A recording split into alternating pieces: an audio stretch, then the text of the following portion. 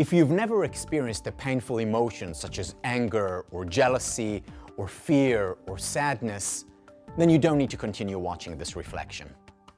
Okay, you're still with me? Good. There are only two kinds of people who do not experience painful emotions: the psychopaths and the dead. So if once in a while you experience anxiety or frustration or guilt, it's actually a good sign, and it means that you're doing just fine. Not a psychopath and very much alive. Meditation teacher Jack Kornfield provides a nice play on Rudyard Kipling's If poem.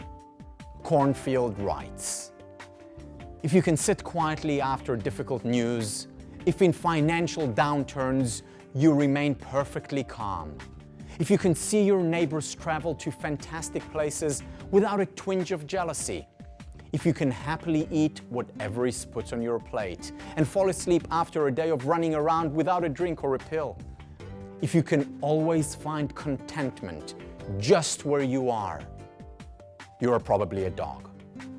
And since this is not dog TV, but happier TV, which is emphatically for humans, it is okay if you find it hard to keep perfectly calm after difficult news or a financial downturn, or do not find contentment always and everywhere.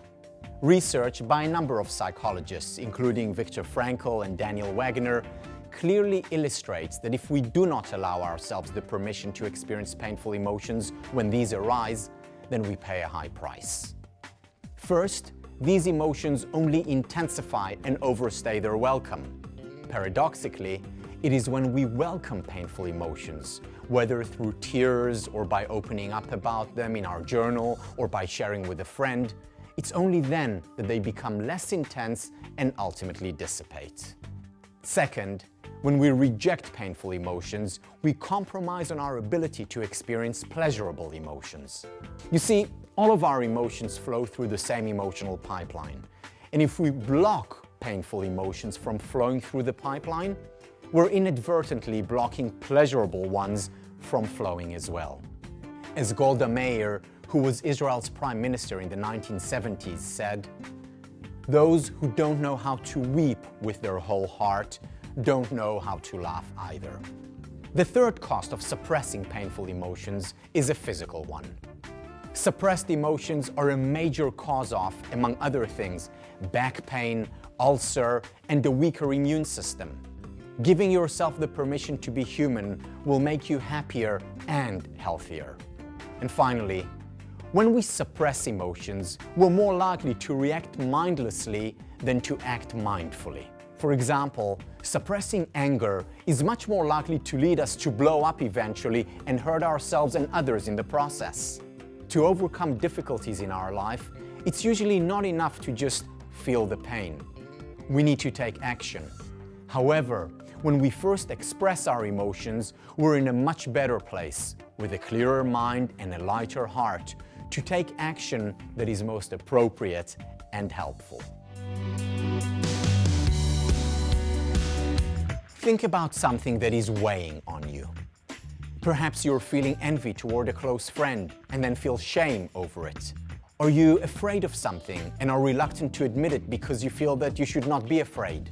Are you angry with someone and feel that you should be above that emotion?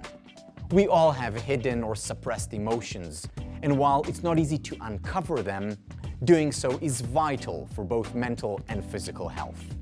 And then take 5 minutes to write about something that is weighing on you. Write about the emotion and what you feel about the emotion. Remind yourself that you're human and all emotions are natural and acceptable. If you feel comfortable sharing with another person, be it a friend or a family member, do so. If they immediately give you advice and you only want to share, say it to them, with sensitivity of course. While sharing or writing about painful emotions may initially intensify the feeling, over time, you will most likely feel a lot better. Finally, is there any action that you should or should not take? Keep in mind that there are no good or bad emotions. All emotions are natural and inevitable. What you do with these emotions, whether you suppress them or experience them, whether you mindfully act or mindlessly react, this is what matters in the end.